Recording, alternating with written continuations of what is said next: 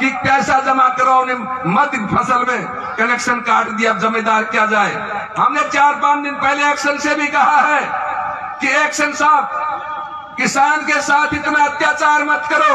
यदि तुम अत्याचार आज किसी के मदहोश में आकर के करोगे या इस सरकार और मंत्री के घमंड में करोगे तो आपसे निवेदन करता हूं, न ये घमंड चलेगा और न ये सरकार चलेगी। आने वाले टाइम में तुम्हें इसका जवाब देना होगा।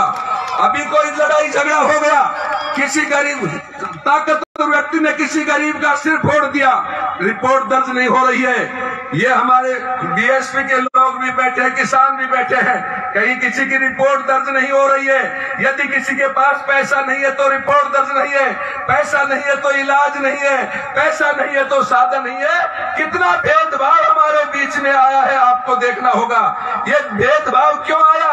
ये हमारी रीति नीति की वजह से आया, ये हमारे मन कमजोर होने की वजह से आया। आप लोगों ने अपने बेटों पर विश्वास नहीं किया, इस वजह से आया। इस विश्वास को आपको कायम रखना है।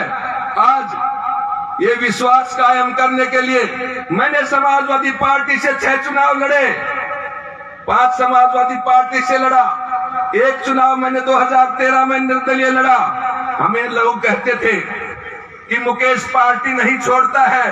बुजुर्गों, नौजवान साथियों, पार्टी छोड़ू तो छोड़ू, कहां छोड़ू, मुझे कहीं रास्ता तो मिले। ये पूंजीपतियों की पार्टियां हैं।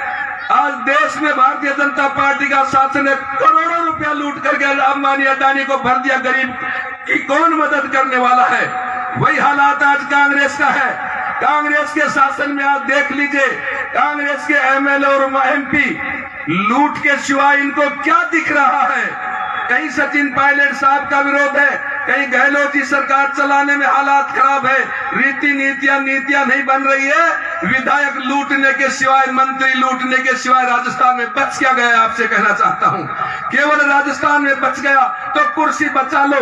कोई किसान की नहीं सोच रहा है, कोई बेरोजगार की नहीं सोच रहा है, कोई व्यापारी की नहीं सोच रहा है। हमारे सामने ये हालात पैदा हो गए। अब लोग हमें कहते हैं कि मुकेश क्या करे, कोई सुनने वाला नहीं है, किसको सुनाए? हमने उनसे विश्वास दिलाया है। आप हमारा एक बार विश्वास करके देखें। आपका बेटा हूं, आपका भाई हूं, कम से कम आप मेरा एक बार विश्वास करके तो देखो। 75 साल की आजादी में कितना अपमान आपने सहा है, इस बानसूर को कितना पीछे हम धकेल दिया।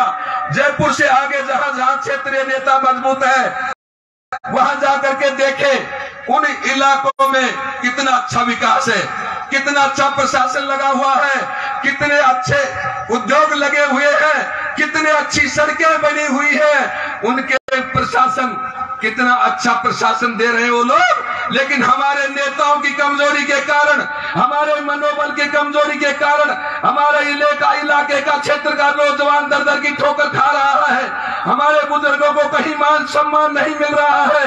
यदि हमारा बुजुर्ग, हमारा नौजवान कहीं ट्रांसफर भी हो जाए, कहीं नौकरी बाहर लग जाए, तो कोई ट्रांसफर करवाने वाला नहीं है।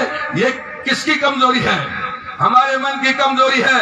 हम किसी गायक कलाकार को सुनने के लिए तो अच्छा कह दें, लेकिन किसी मजबूत कार्यकर्ता की विचारधारा सुनने के लिए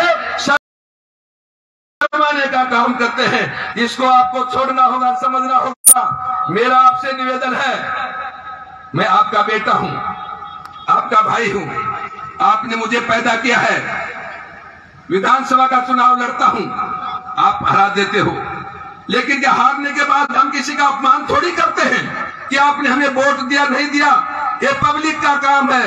पब्लिक से बड़े भगवान भी नहीं है, वो भी जनता से बड़ा नहीं है। मेरा आपसे निवेदन है, आज समाजवादी पार्टी की सदस्यता ग्रहण करवाने के लिए एमपी साहब आ रहे हैं। देश में सबसे बड़ी विधानसभा लोकसभा होती है।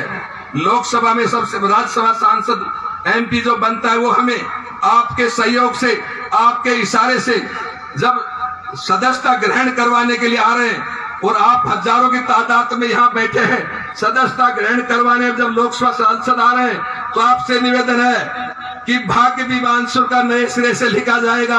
केवल 8 महीने का टाइम है। 8 महीने के समय में आपने कितना संकट झेल सकते हो झेलना, लेकिन फिर आपके मन मजबूत रखना, हर सूरत में अच्छा टाइम आएगा।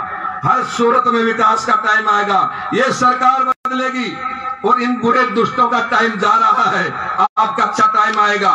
लेकिन आप मेरा विश्वास करना, इस चुनाव के बाद मैं भी यहां बैठ गया, क्योंकि 20-25 साल से रात और दिन मेहनत करने के बाद हम लोगों से कहें तो लोग हमारा विश्वास नहीं करें, मन टूटता है।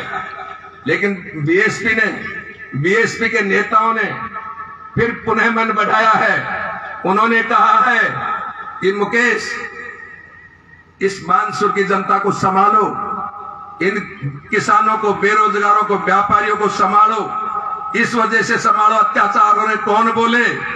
हमने भी 4 साल से इस चुनाव के बाद भी अपने घर बैठ गया।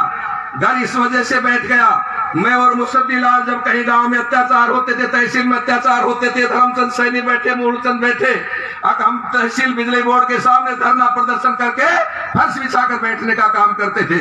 लेकिन आपने हमारा विश्वास नहीं किया और 2018 में हमें ऐसी बुरी हालात इस चुनाव में कर दी कि हम सोच नहीं सकते थे। मन दबा करके हम यहाँ बैठ गए। 4 साल में कितने अत्याचार हुए, मासूम बच्चे को मार दिया गया, मासूम बच्चे का कंकाल 4 महीने बाद मिले और उनके हत्यारों का आज तक पता नहीं है कि कौन है, किसने दबाया, किसने उस बच्चे के साथ अत्याचार किया, यही सरकार को पता है। भूपसेड़ा की महिला को उठा लिया गया, मौत हो गई, भर्तरी के जंगल में कंकाल शरीर पर पड़ा है, उसका पता नहीं है क्यों दबाया गया। कितने बुरे हालात हमारे बीच में हो रहे।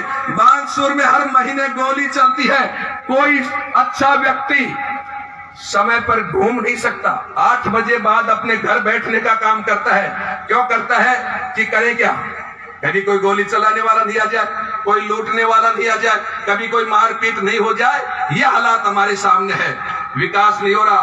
कहने बहुजन विचारधारा को घर घर तक पहुंचाने के लिए हमारे YouTube चैनल को सब्सक्राइब करें, लाइक करें, कमेंट करें, शेयर करें और बेल आइकन की घंटी दबाना ना भूलें।